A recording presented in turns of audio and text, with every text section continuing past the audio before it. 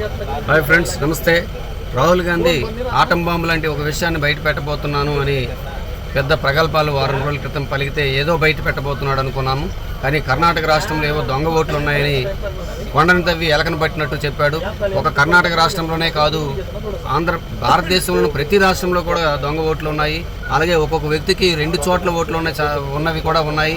నేను క్లియర్గా చూశాను. మా ఊర్లో ఉన్నటువంటి వ్యక్తులకి వైజాగ్లో ఓటు ఉంది, అలాగే మా ఊర్లో ఓటు ఉంది, అలాగే తెలంగాణలో కొంతమందికి ఓట్లు ఉన్నాయి, ఆంధ్ర రాష్ట్రంలో కూడా కొంతమందికి ఓట్లు ఉన్నాయి. అవి ఖచ్చితంగా వాటిని తొలగించాల్సినటువంటి అవసరం ఉంది. ఇది దేశవ్యాప్తంగా అలా జరుగుతుంది.